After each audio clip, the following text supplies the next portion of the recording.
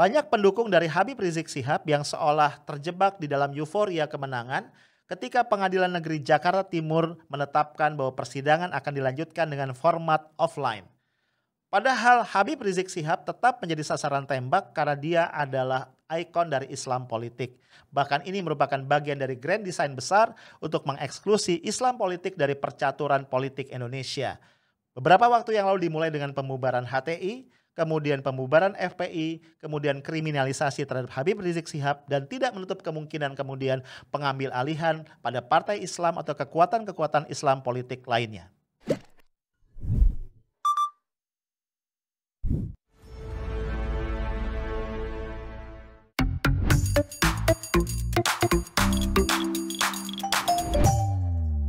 Halo guys, ketemu lagi kita hari ini Rabu 24 Maret 2021 dan malam ini kita nongkrong lagi di Highlight ya.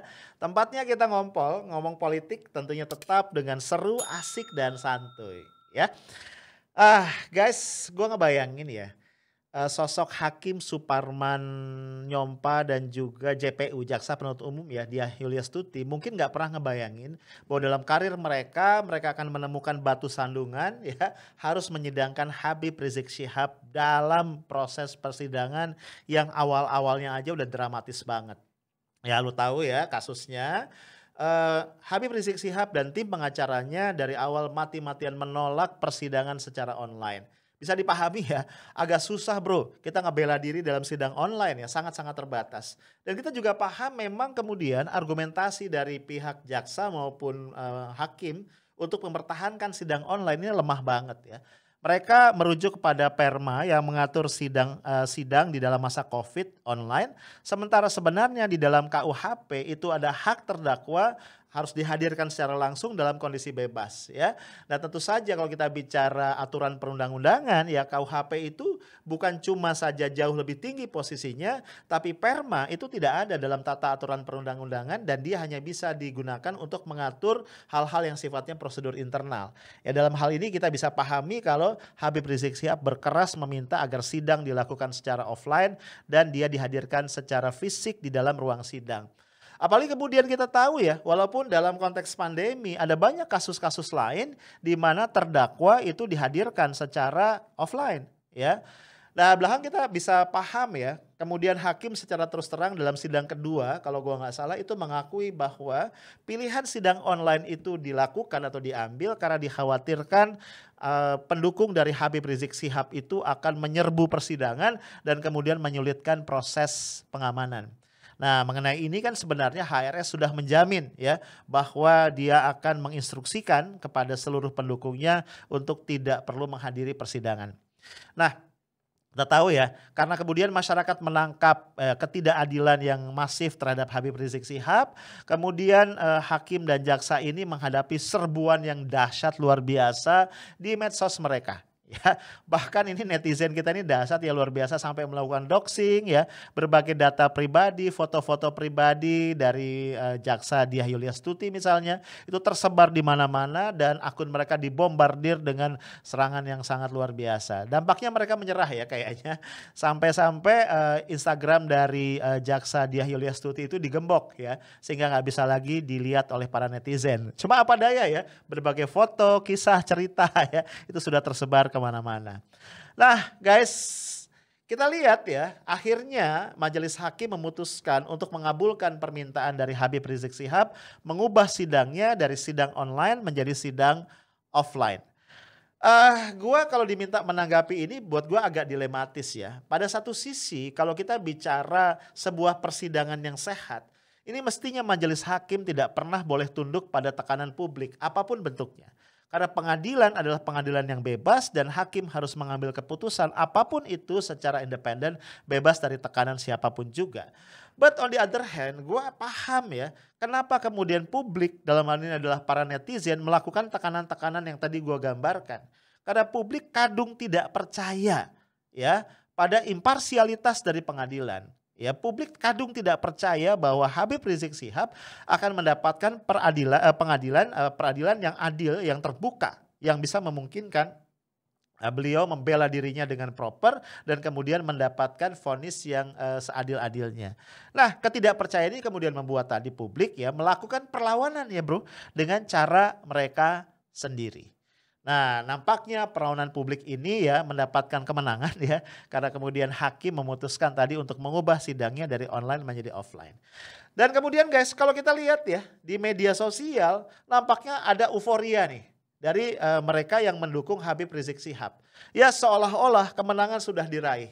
Bahkan gua baca atau gua lihat, gua tonton di beberapa kanal YouTube ya, itu judul-judulnya luar biasa ya. Hakim menyerah gitu ya, atau jaksa ketakutan gitu ya. Jadi seolah-olah memang kemenangan itu sudah diraih atau setidaknya sudah di depan mata.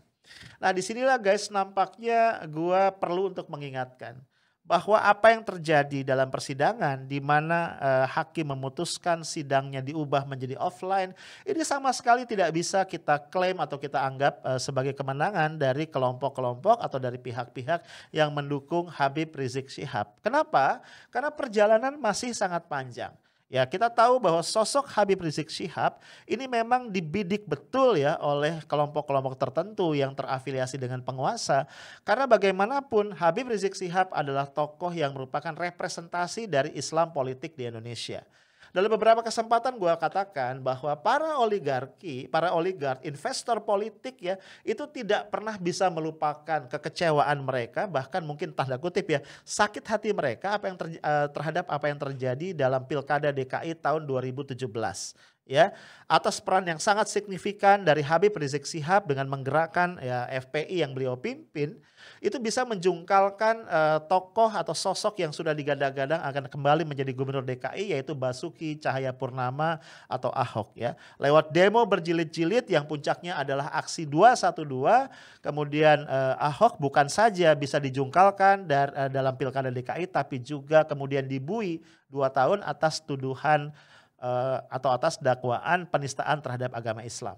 Nah, bisa lu bayangin ya, ini pihak-pihak yang sudah punya rencana jauh ke depan menempatkan Ahok sebagai gubernur DKI dan kemudian menyiapkan step-step yang lebih tinggi dalam perjalanan politik beliau, itu tentu saja tidak bisa menerima hal ini begitu saja. Ya, kalau bahasa gampangnya ada dendam politik yang ingin dilampiaskan dan lebih lanjut lagi ada kepentingan-kepentingan di depan yang itu harus dijaga dan diamankan. Dan gue yakin mereka melihat betul ya bahwa sosok Habib Rizik Syihab adalah sosok yang menjadi batu sandungan ya. Bukan cuma kerikil ya tapi batu sandungan yang bisa membuat rencana-rencana hebat mereka kemudian buyar. Nah kita nggak boleh lupa ya misalnya ketika Habib Rizik Syihab pertama kali datang ke ke Polda DKI untuk diperiksa itu ada seorang staf khusus presiden ya yaitu Dias Hendropiono itu di dalam satu tweetnya atau dalam satu medsosnya mengatakan kepada Habib Rizik Syihab sampai jumpa di tahun 2026 yang akan datang. Nah kalau kita melihat sosok Dias ini dia tadi bukan saja adalah staf khusus presiden tapi juga adalah putra dari AM Hendro Priyono yang merupakan tokoh intelijen Indonesia. Bahkan sebagian publik percaya bahwa AM Hendro Priyono sampai hari ini masih menjadi penasehat yang mendampingi Presiden Jokowi di dalam seluruh sepak terjangnya memimpin Indonesia sebagai presiden.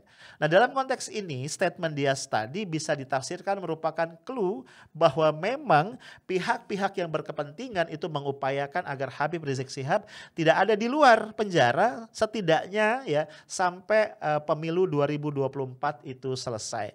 Karena bagaimanapun begitu banyak kepentingan politik yang dipertaruhkan. Nah, kalau kita kemudian kaitkan ya dengan perkembangan politik terakhir, kita kemudian seperti menemukan potongan-potongan puzzle itu. Ya, lu tahu kan ya, belakangan misalnya wacana presiden 3 periode itu mulai digulirkan kembali dengan sangat intens. Walaupun sebelumnya Pak Jokowi sudah menyatakan menolak, ya dia menyatakan tidak berniat dan tidak berminat untuk menjadi presiden 3 periode, tapi kemudian Ade Irfan Pulungan, salah satu tenaga ahli utama di kantor staf presiden mengatakan, memang presiden tidak berniat, tapi kalau saja ada dorongan yang masif dari masyarakat, maka semuanya diserahkan kepada MPR. Ya kan? Dalam podcast gue sebelumnya gue bilang ini dejavu banget ya, persis seperti apa yang terjadi di masa Orde Baru. Ya. Pak Harto mengatakan tidak berminat untuk kembali menjadi presiden ya, tapi kemudian tiba-tiba ya, enggak tiba-tiba juga sih, Itu gelombang kebulatan tekad dari berbagai daerah, berbagai ormas, berbagai organisasi itu muncul dengan sangat-sangat masif ya untuk mendaulat beliau, memaksa tanda kutip ya MPR untuk kembali mengangkat presiden, mengangkat Pak Harto menjadi presiden periode 83-88 kalau gua nggak salah, bahkan memberikan gelar Bapak Pembangunan. Wih, dahsyat. Nah, itu gua bilang deja vu ya. Kayaknya Pak Jokowi ini sedang ingin meniti track yang sama. Ya, gua bayangin ya, kalau Pak Jokowi bisa kembali menjadi presiden untuk periode yang ketiga, ini pilihan yang paling aman, paling nyaman ya, paling asik lah untuk para oligark dan juga para investor politik karena ini mengamankan investasi mereka. Bagaimanapun tanda kutip ya, stabilitas buat para investor politik, buat para oligark ada pilihan yang paling menyenangkan. Nah guys, tentu saja dalam konteks ini kembali, sosok seperti Habib Rizik adalah duri dalam daging yang harus disingkirkan. Sehingga bisa kita pahami mengapa kasus sesederhana pelanggaran protokol kesehatan ya dalam kerumunan di Petamburan dan Megamendung itu kemudian bisa dipolitisir sedemikian rupa sehingga seolah-olah mengalahkan kasus-kasus seperti terorisme, narkoba, bahkan korupsi ya, mega korupsi yang triliunan rupiah. Ya kita tahu ya kasus Petamburan misalnya Habib Rizik sudah didenda oleh Pemprov DKI sebesar 50 juta yang merupakan denda tertinggi dalam Pergub dan sudah dibayar tunai ya. Tapi kemudian terus digulirkan bahkan dicarikan pasal-pasal yang jauh lebih berat misalnya saja melawan petugas ya yang menyebabkan tuntutan hukumannya di atas 5 tahun sehingga Habib Rizik harus ditahan. Kita juga tidak boleh lupa ya guys ya bahwa terkait dengan ini itu ada banyak drama di sekitarnya. Lu belum lupa misalnya saja pencopotan ya terhadap spanduk, baliho yang ada FPI, lambang FPI ataupun juga ada gambar Habib Rizik di situ. Yang itu bahkan dilakukan oleh tentara ya atas perintah Pangdam Jaya. Ini kan dahsyat banget ya. Tentara yang harusnya berperang melawan musuh kemudian berperang melawan baliho. Ya, belum lagi kemudian markas FPI ketika itu di Petamburan sempat disantroni oleh pasukan dari pasukan gabungan ya dari TNI yang merupakan adalah pasukan elit. Nah ini kan dahsyat sekali.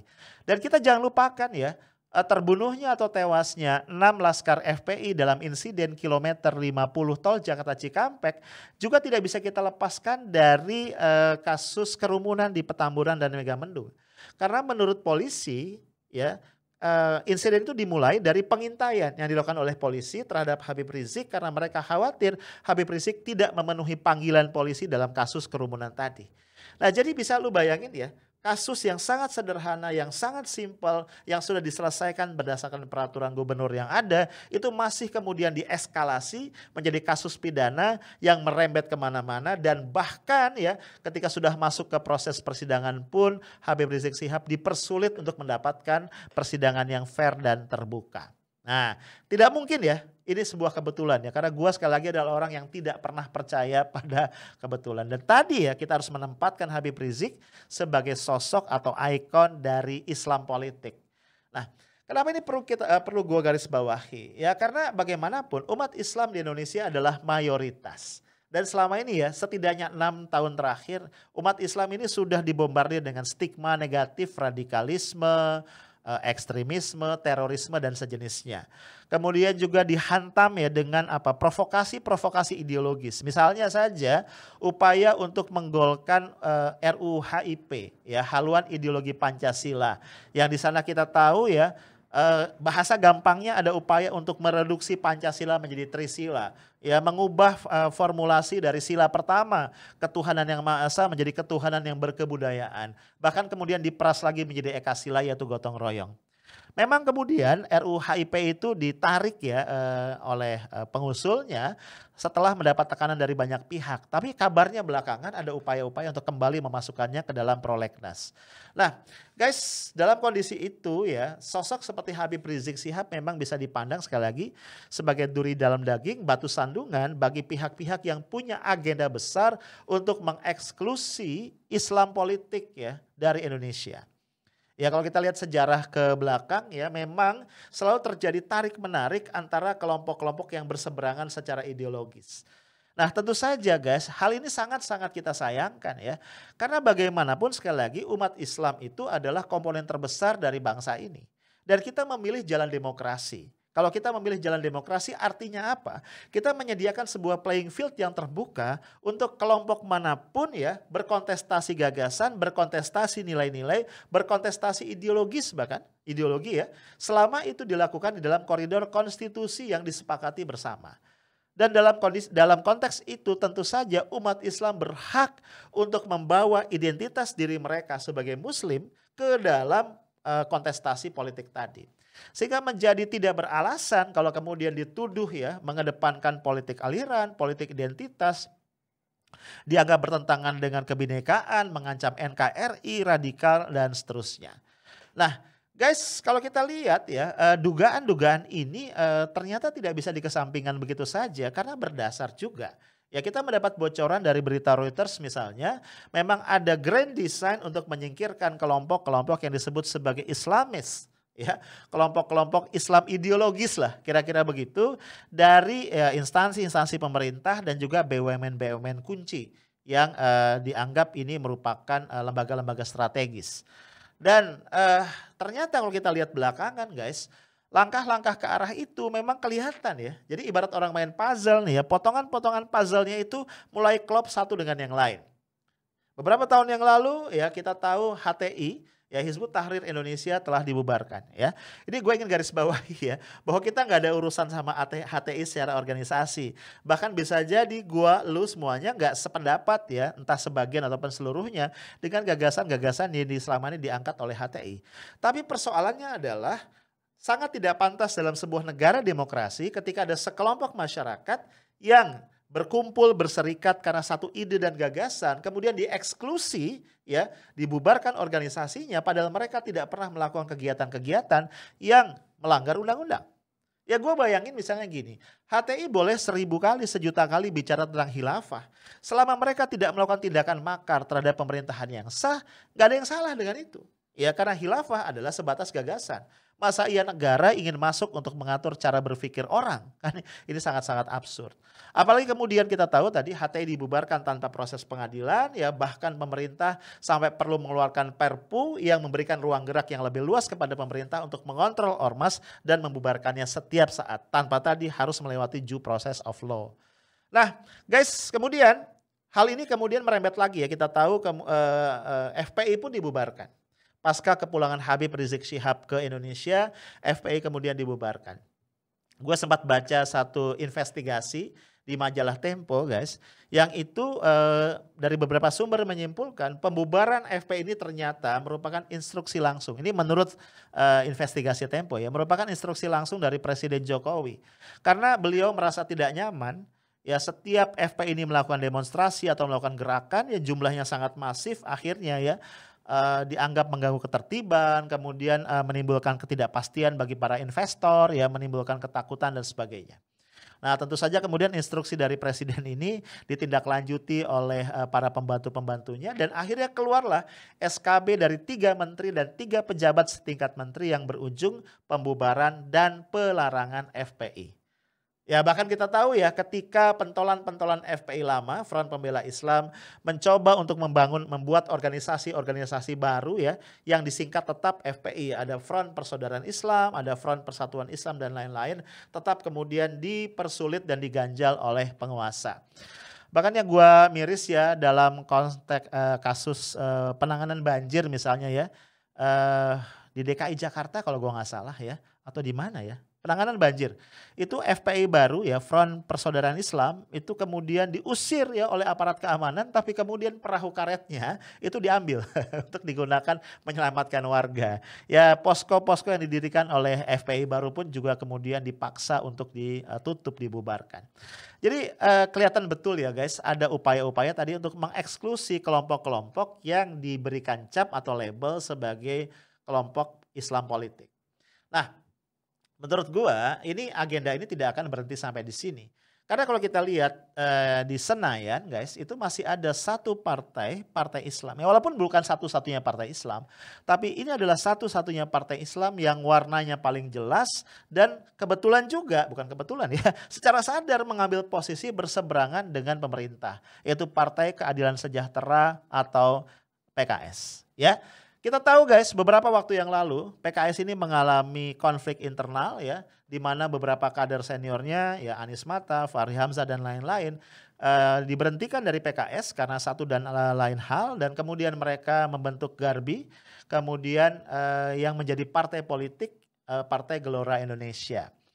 Nah, kalau kita ikuti perjalanan dari Partai Gelora Indonesia ini menarik ya guys ya, karena tidak lama setelah mereka mendapatkan pengesahan dari pemerintah, dari Kementerian Hukum dan HAM, pentolan-pentolan Partai Gelora Indonesia ini kemudian diterima oleh Presiden Jokowi di Istana Negara. Ya, ini gambar-gambarnya sempat beredar. Kemudian juga kita melihat guys di dalam pilkada ya, Pilwalkot Solo dan Pilwalkot Medan ya, Partai Gelora ini dengan terang-terangan menyatakan dukungannya kepada kandidat-kandidat yang merupakan anak dan juga menantu dari Presiden Jokowi. Ya, bahkan sempat beredar cukup luas ya foto-foto pimpinan pimpinan Gelora ya, Fahri Hamzah misalnya makan bareng di Medan dengan Bobi Nasution dan juga beberapa foto yang lain. Nah guys, bahkan guys dari satu sumber yang layak dipercaya validitasnya, tapi gue nggak bisa ungkapkan ya atas permintaan yang bersangkutan. Sebenarnya Anies Mata CS ini pernah mendapatkan tawaran dari pemerintah untuk mengambil alih PKS. Nah, lu bayangin ya. Jadi apa yang terjadi belakangan pada Partai Demokrat sebelumnya pernah dicobakan kepada PKS dan ya ternyata usul atau tawaran itu ditampik dan Anies Mata CS memilih untuk mendirikan satu partai baru yang kemudian diakui oleh pemerintah. Nah, poin gue adalah ya kita harus mengingatkan juga nih ya saudara-saudara kita di PKS, kalau Partai Demokrat saja yang didirikan oleh SBY ya presiden kita 2 periode yang memimpin Indonesia 10 tahun itu kemudian bisa diperlakukan semena-mena oleh rejim ya, dibiarkan terjadi pengambil alihan. Padahal ya kita tahu ya Demokrat ini secara value begitu ya tidak memiliki value yang berbeda gitu ya dengan apa yang dimiliki oleh pihak penguasa hari ini. Nah, ternyata mereka pun diobok-obok sedemikian rupa. Nah, bisa kita bayangkan guys, sangat mungkin hal yang sama terjadi pada partai oposisi yang lain yaitu PKS, yang bagaimanapun merupakan representasi dari Islam politik. Nah, kenapa sekali gue ungkapkan ini? Karena gue ingin menunjukkan kepada lu semua ada grand design besar ya untuk mengeksklusi sekali lagi Islam politik dari percaturan politik Indonesia. Pertanyaannya kenapa? Karena boleh jadi guys, Islam politik dipandang itu akan menghambat kepentingan-kepentingan ya pihak-pihak tertentu yang selama ini bermain di balik percaturan politik kita. Kita pernah bicara tentang Taipan, kita berkali-kali bicara tentang oligarki. Boleh jadi guys, ya ada semacam persepsi dari kelompok-kelompok ini ya bahwa keberadaan Islam politik bisa menghalangi langkah-langkah mereka, skenario besar mereka untuk menguasai Indonesia, ya menguasai politiknya, menguasai sumber daya alamnya, dan juga menguasai ekonominya. Dan tentu saja karena politik itu berorientasi kekuasaan, berorientasi akumulasi dari kekuasaan, apapun atau siapapun yang dianggap menghambat itu akan dihancurkan dengan segala cara. Oleh karenanya guys, semua pihak harus waspada, tidak boleh terlalu cepat euforia bahwa Habib Rizik Syihab sudah menang, masih jauh sekali karena sekali lagi dia adalah ikon dari Islam politik dan apapun yang berkaitan dengan Islam politik nampaknya tidak membuat penguasa dan rejim nyaman, demikian pula aktor-aktor politik lebih besar yang ada di belakang mereka. Stay tough, smart and professional. Assalamualaikum warahmatullahi wabarakatuh.